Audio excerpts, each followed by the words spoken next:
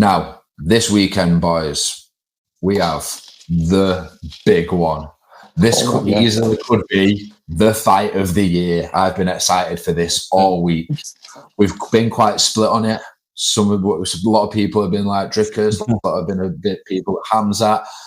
I'm not sitting on the fence. I'm still like, I'm Khamzat me. I don't know. I just think the ferocity, the speed, what he did to Whitaker, you're only as good as your last fight. I think this is Khazmat's fight to lose, me personally. I'm not writing Dricuss off because what is the run that he's been on and what he's achieved in the Ultimate Fighter Championship is incredible.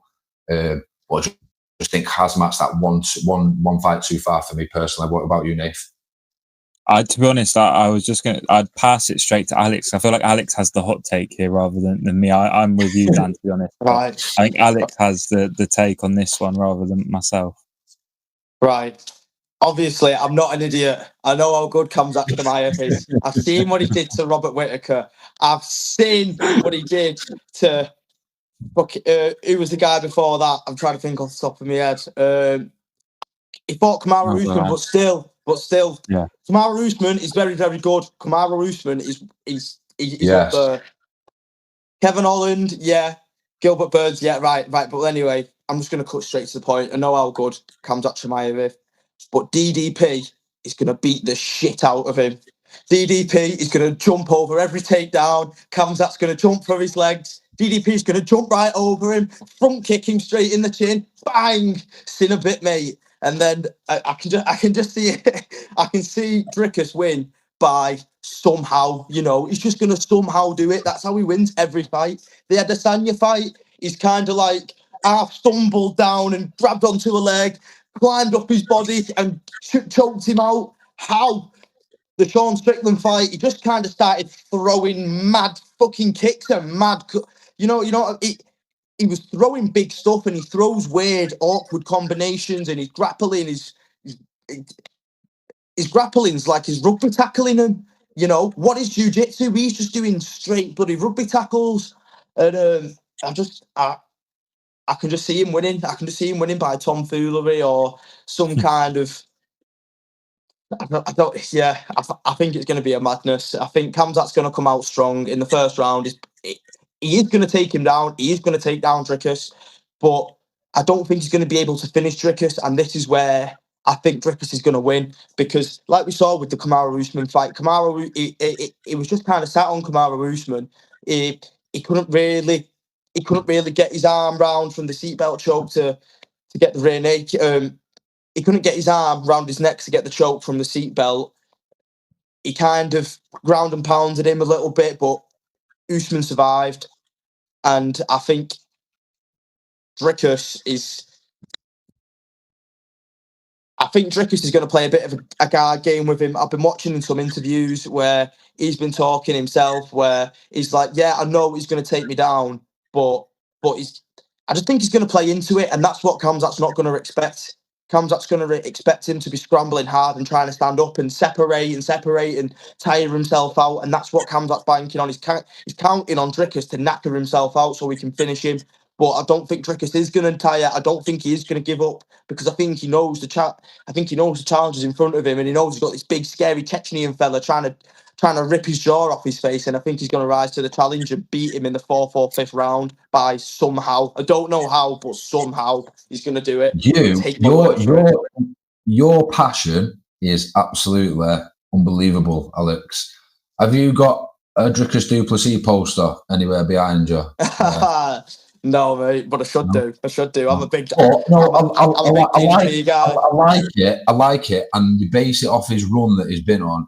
It's when you say how do you think Dricuss is going to win? Just somehow. That's how he does it. In reference to the Chimaev-Usman fight, Usman is one of the best wrestlers the UFC has ever seen. He's not no Dricuss. I just can't see it, Alex. I hope this time next week. This is going to be too big. He's a big dude, and I know really size doesn't really matter. But you look at the Chimaev's fast and strong and a savage, and he's always been fighting in a weight class that he had no right being in. He was trying to be a weight bully.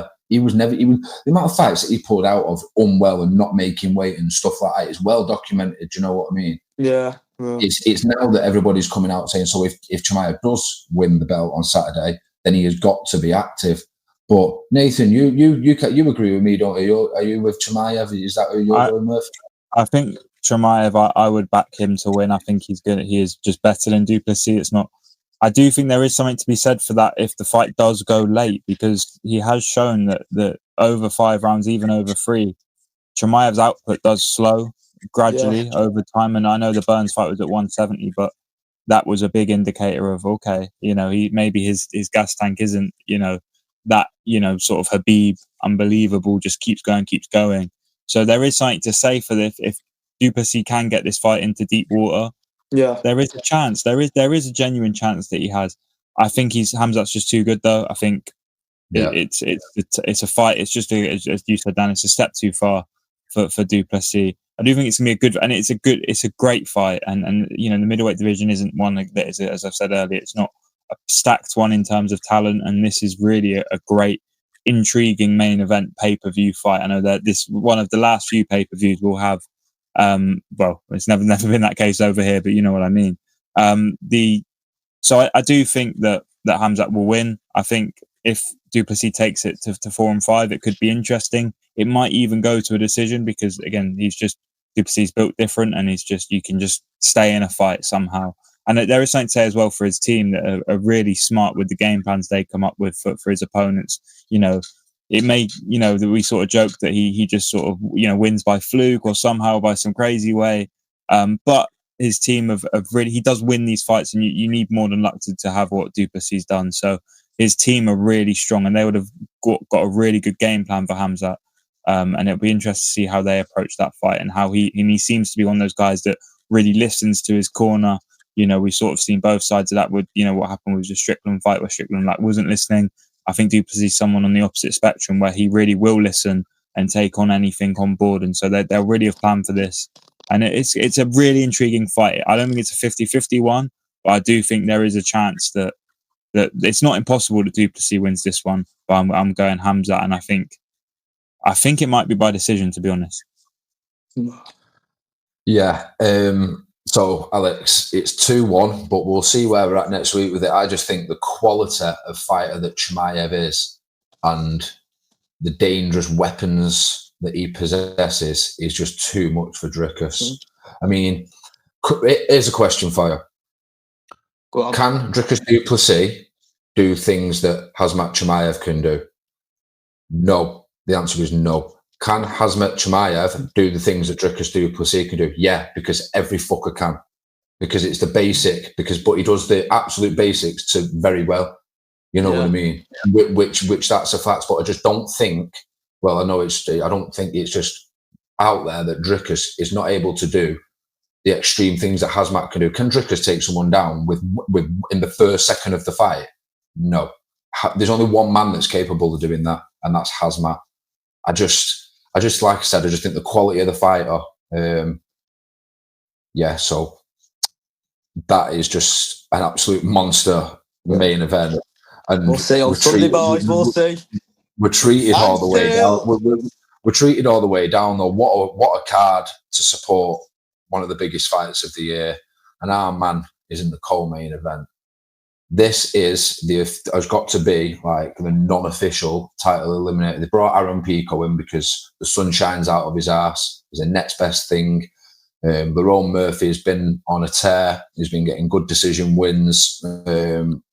Fight of the night bonuses. He's had 2 5-round main events that we've ran down everyone's throats pretty much every week on this bleeding podcast for a while.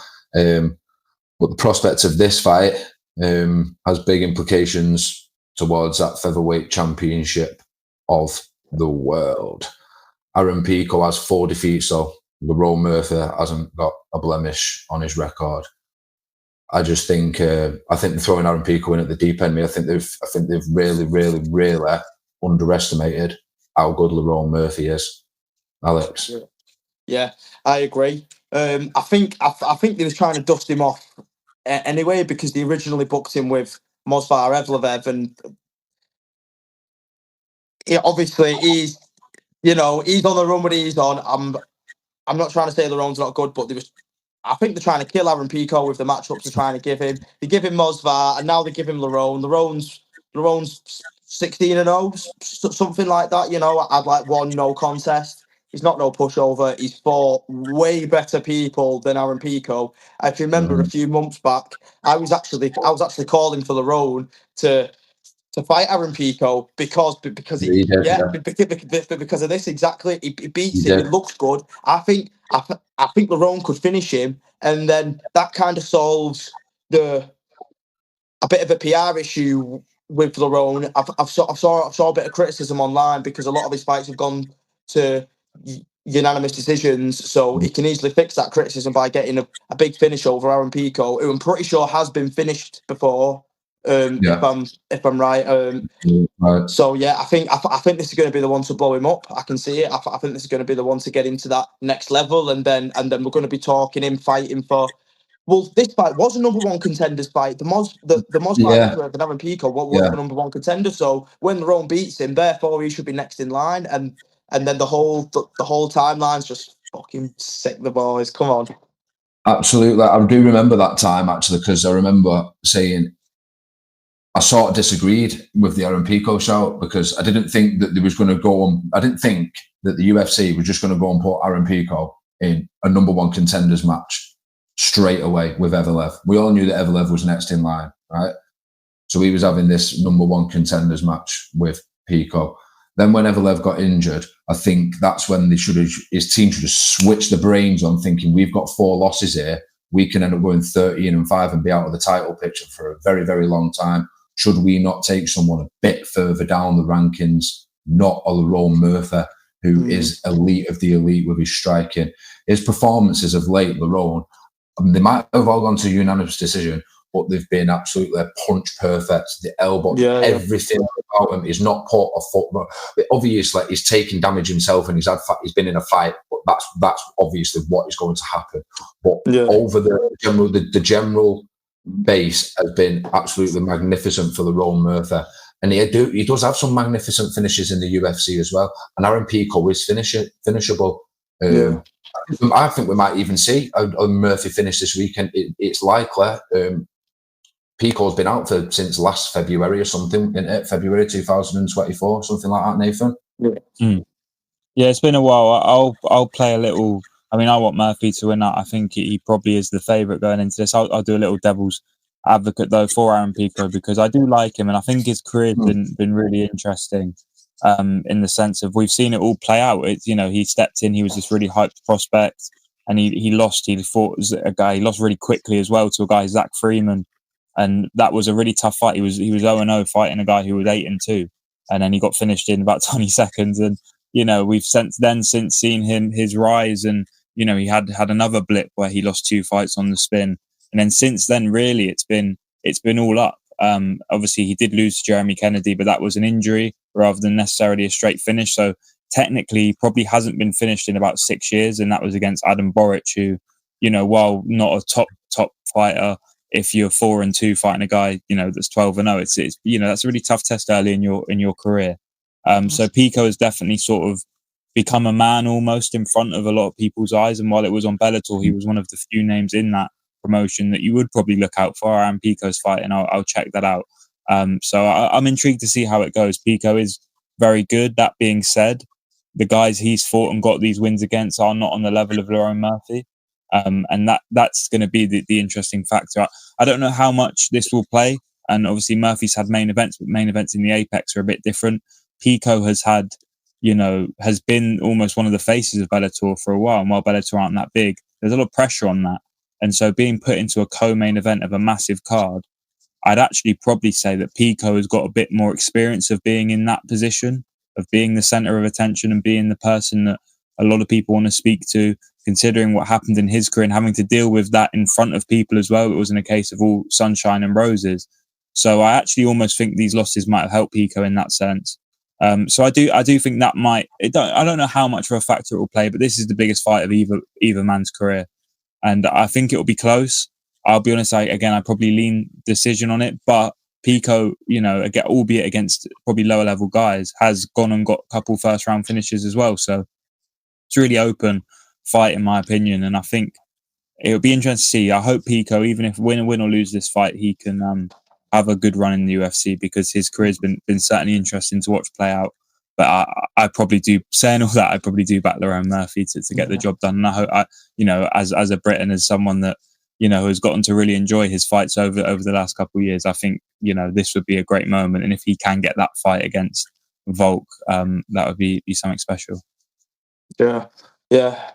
Absolutely. Listen, I'm a Manc. There's nothing that will make me happier than Lerone Murphy and Alexander Volkanovski in front of 20,000 people at the Co-op Live Arena in 2026. Drink it in, boys. It's going to happen. Lerone's going to knock Pico out this weekend. He's due a finish. He's inactive. He's overhyped. He's been in Bellator fighting absolute cans. He's had 4 losses. The facts are the facts. He's stepping in with a miracle. He's not fucking about here, bro. He's coming in the deep end, boys. He's coming in with Lerone Murphy. This isn't no mug, mate. Like I said, they should. When Everlev's dropped out, they should have seriously thought his team, wait a minute, we've been here before and matched him too fast, to throw him in the deep end too fast. Let's take a step back a little bit. But no. So fair play to him for that. Fair play to him believing himself. But that belief's only going to get you knocked the fuck out by Lerone Murphy bringing it on. Come on. But there is more interest for us. There is more interest for us, and that is the return of MVP, who has been quite active in the UFC. Jared Cannonier, what do we make of this matchup, Nathan? I think that this is an interesting one. There's a way this fight plays out, and it is absolutely terrible. It can't be, said that there is something of that. But it's an interesting fight. I don't think you could, if you were matching MVP against anyone, the Cannonier fight wasn't one that we really would think about, because there is such a difference in frame there in those two men. Page is lanky and Cannonier is as big as they get at middleweight. He's absolutely huge, shredded to the gills. So I think it's a really interesting fight. I don't have a clue how it's going to go, to be honest with you. It literally, this could go either way. I don't think I think it will definitely go to a decision. That's the only thing that I think is guaranteed. But I mean, I really don't know, because Cannonier is tough, man. So MVP could land his best shots on him. It's not going to do much. Cannonier is not going to go down like that. Maybe he might drop, but he's not going to stay down. But I don't know if Cannonier can land on MVP. I don't know how that's going to go. And it slightly worries me that threat. I mean, Cannonier does tend to land. It isn't always with the most power, but he finds the right shot on MVP set for every fight, right? But I don't know, MVP's been knocked out by guys before. So I'm not sure how it goes. I think MVP decision is probably the safe bet, but because he is better on the feet than Cannonier.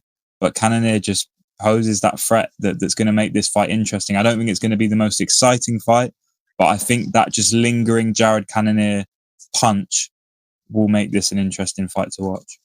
Yeah, I think it's going to play out a lot like the Cannonier and Adesanya fight, but a bit more pleasant on the eyes. I think Cannonier is going to be chasing him around for 15 minutes.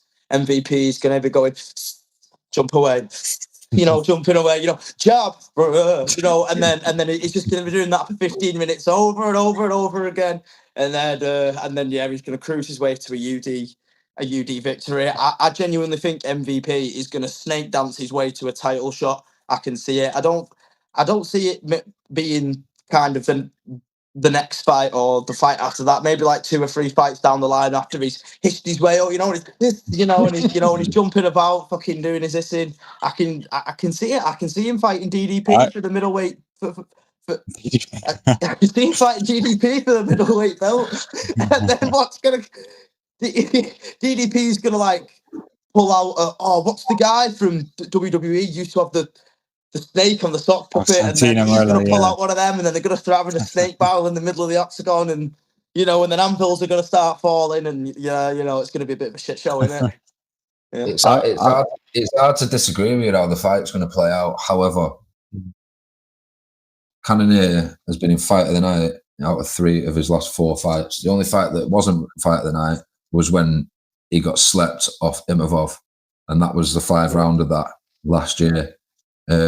So with that said, there is hope that Jared can drag MVP into this great fight that we all feel like he needs to have in the UFC rather than hissing his way through. But yeah, there is hope there. So 3 fight of the nights. Come on, Jared. Drag MVP into a proper fight and give us something that we can sink our teeth into proper, isn't it, Nate? Just to say, just a random prediction that's just sprung to my mind based on what Alex said. MVP takes a short notice middleweight title bout in 2026. I'll say it now. I think that's going to happen. I don't know why. I can just see it. Someone pulls out, and MVP is just on hand to step in, because I don't think he has to cut a whole lot of weight to get to middleweight. So I think that's going to happen. MVP will take a short notice title bout in 2026. Whether it be against DDP or Chimaev, we'll find out. I was going to say, against Dricuss Du Plessis, I'm going to stroke the poster tonight and make sure it happens. Yeah. I just feel it. Absolutely. Do you know what? Crazier things have happened in mixed martial arts. I did skip one bout then because I wanted to move straight to that one and just get our quick thoughts on that. Jeff Neal and Carlos Prates, they get back after the Ian Gary defeat. I wonder if he's been drinking Hennessy and smoking weed and that in Brazil again, or if he's actually got his head down this time and trained properly. Yeah. What do you think, Alex? He's a bit of a menace to himself, innit? But he's one of them don't give a fuck Muay Thai fighters. I'll do what I want and I can still fight every week sort of attitude. Yeah. To be fair, I think that probably plays it. I think that probably plays in his favour, because I hear that when you don't really care like that, it kind of just helps with the whole mental pressure of it, because you don't really give a fuck, So I don't know if that helps in but I can see him smoking 20 Marlboro before he even steps into the arena. But it's not like he's got a pushover in front of him with Jeff Neal, because Jeff Neal's going to come to throw hands with him. Jeff Neal's last fight, which I'm pretty sure was against Ian Gary as well. Or was it? Let me pull up Tapology real quick. No, it was Rafael dos Anjos. Bloody hell! I didn't even know he even fought. Jeez, man! But it didn't go very long. It was But yeah, it's injury. Ian. But it's Ian Gary's kids having a straightener, trying to see, trying to see who's the dominant child. But I think Prates will probably chin him round 3. He'll probably just try keep away from him, kick, backhand, kick. Hook backhand. He'll probably just keep doing what he does, chin him later on. But yeah, probably a good fight to watch in all honesty. But I'm looking at the fight under MVP and Jared Cannonier, Tim Elliott versus Kai Asakura. This reminds me of when you be playing the UFC game and you're creating fighters and it's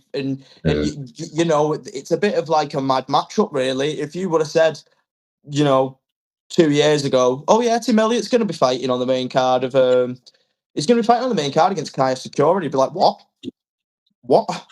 It's a bit of a mad one if you ask me. What do you think of that, Dan? It's just mad, isn't it?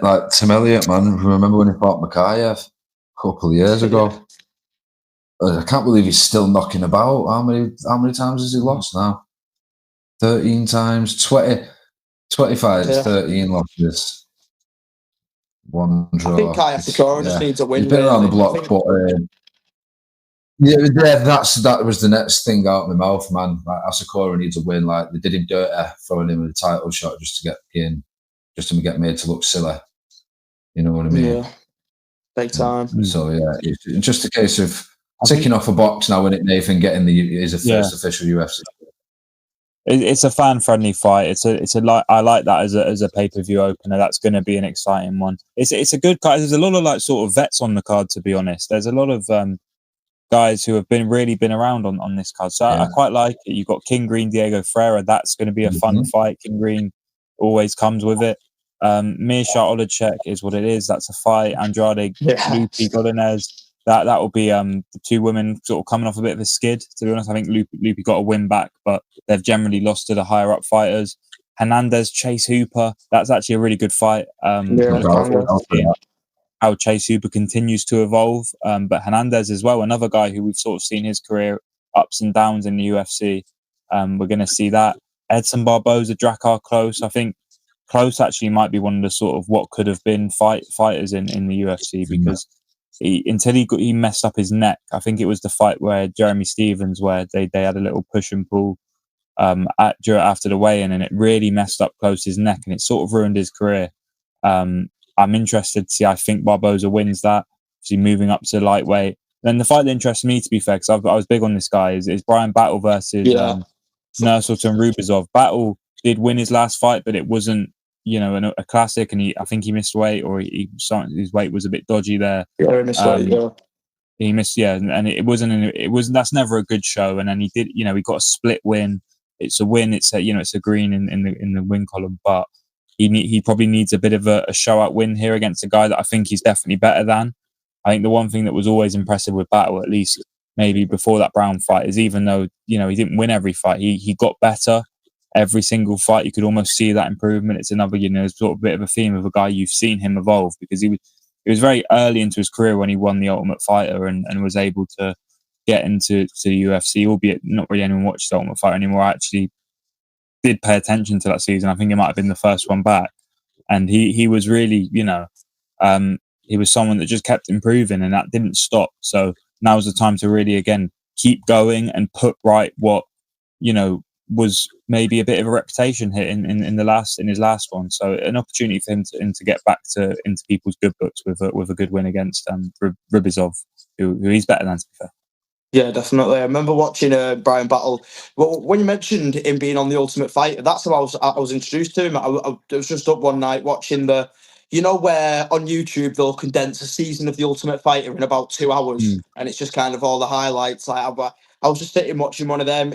It was the Volkanovski season. It was on Team Volt, and Brian Battle was one of the better personalities of that entire season. He didn't go all the way off the top of my head, or did he? No, he did. He beat. Oh, he did. Oh, bloody hell! Yeah. All right, yeah. He beat Albina in the final. There we go. Just shows the power of the Ultimate Fighter, doesn't it? I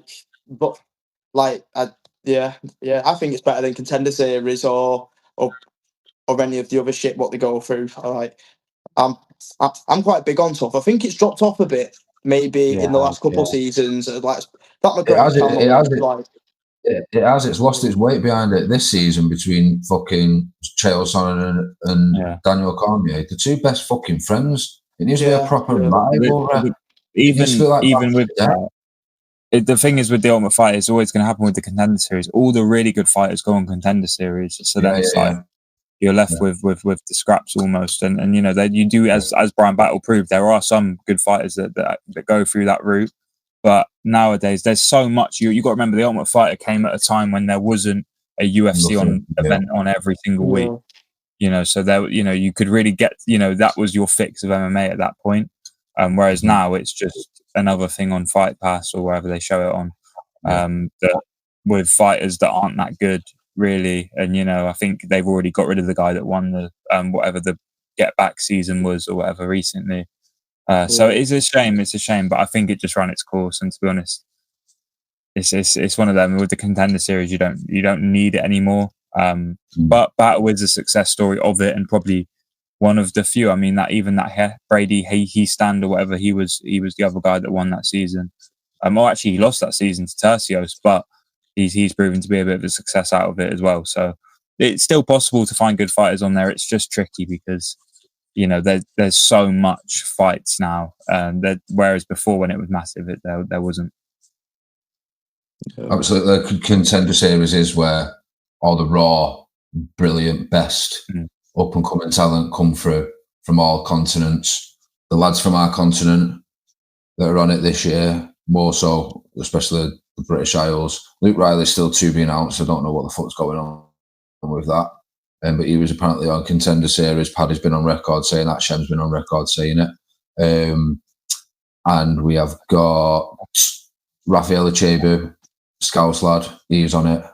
And Louis Scott, Louis Lightning, Manchester top team. He's on Contender Series this season as well. So hopefully we'll have another few European, British fighters that are going into the UFC, because it does seem like they are swaying to investing in more European talent, as we've seen with the signing of Shamrock and stuff like that. But one thing that I think is interesting, we're talking about these pathways and these, like, not spin-off shows, but branch shows like the Ultimate Fighter and Contender Series and stuff like that. Is in Asia, they have that road to UFC, don't they? I'd love the prospect of something like that over here, the road to UFC, and just have it in here, or some base up in fucking Scotland in the Highlands, or a base out in Ireland or something. Do you know what I mean? I always thought the UFC should have a PI over here, but yeah, if they did something like that over here just for the Europeans or whatever, you know, just like they have there. Yeah. I just think it gives more of a chance, because like you said, Nathan, it's sort of fizzled out now, the Ultimate Fighter, hasn't it? Where everything else like come into prominence. I think the reason they've not done it in my, probably because in Asia there's not really one, whereas I think the sort of road to UFC is Cage Warriors. So it's like if you win in Cage Warriors, that is your way up. Whereas in America you get the LFA, and obviously they do all the other stuff. Whereas in Asia there's not really that promotion there for them. There are promotions obviously, but there's not really that UFC partner promotion, if you will. Whereas the other ones do tend to sort of be more feeder leagues. So I guess it's working into those untapped markets that they feel they can sort of get fighters from. The same reason why PFL have gone to Africa, you know, to albeit no fanfare. It's that they are trying to, you know, you got to find the fighters there, because there will be people there. As that Nakamura, I think he came up through road to UFC, in the guy that beat Nathan Fletcher last week. Yeah. So that's probably why. I agree. I'd love to see something like that too. I'm not saying it's a bad idea, but I think that's probably why it won't happen. But the one thing with that, it's almost, I kind of like it that way, just because you still get all the great regional shows. And, you know, I do this all the time, I make wrestling references. When WWE made NXT UK, that actually killed the UK scene a little bit, because all the talent went to WWE NXT UK, and then the independent scene were left with sort of nothing. So I do feel, and obviously then you had, speaking out, you know, there's a whole minefield what happened to British wrestling sort of post NXT UK, but that you sort of, what makes UK MMA so great is there's so much great stuff, as you, Dan, you've covered a lot of, and Alex, you've been a part of and covered as well. I think that's what makes UK MMA really great, is that depth. It's the one thing that makes football great here. There's so much, you know, depth to the pyramid and so much like that. So it's a good idea, but I think, you know, the independent shows, albeit Cage Warriors being a bit of a feeder league, that there's so much great stuff here, and yeah, so many talented fighters. I mean, the fact Luke O'Reilly's in the Contender Series takes the piss, by the way. Absolute joke. Get him in the UFC, just sign a contract, take a fight in Paris. What are we doing? Yeah, absolutely. Like I said, it's just a nice idea, the concept of it, but I absolutely agree, because there's options for everybody now, isn't there? Like with Cage Warriors, it's not necessarily like, yeah, you'll win a title in Cage Warriors and you're guaranteed to go to the UFC. Look at Mick Stanton and Matt Bonner. They was good Cage Warrior champions, but would they ever get in the UFC? No. So you've got to know that you've got to have that balance. You've got to have them good Cage Warriors level, European level champions, and you can have your prospects coming through that you can match good and correctly, like the likes of Luke Riley. But I think a lot on Cage Warriors now is you can sort of get lost within the realm of it.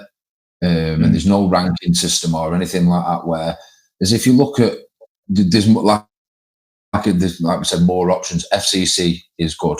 Lerone Murphy on FCC, they're so focused, because they don't have a bigger roster compared to Cage Warriors. There's more of a focus on the individual fighter. Look what they've done with Curtis Campbell, Conor Walsh, Callum Connor. They've promoted them, booking brilliantly. They're doing the same now with Jordan Rutherford. There's not a massive roster where you think of Cage Warriors and shit, you've got 50 different names going through your head, and you've got 20 of those names that potentially could get to the UFC. With FCC, you look, and like I've just raffled off the best names there. So yeah, long may it continue that we have all these options. And not just in the regional scene, in the European scene, FNC, WOW did a massive show the other day. We're all big on Octagon, and many, many more. But we'll leave it there for tonight, guys. Yeah. We've delved into a lot. We've covered a lot this week, last week, and we've not sat on the fence with our main prediction. We're split 2-1. Chimaev, me and Nathan, and Dricuss for Alex, who went on a very deep, passionate rant that we do love here every week, Alex. You always give us something. We love your passion, big man. Now, this is your time to shine. Don't forget, guys, we're proudly sponsored by Hez.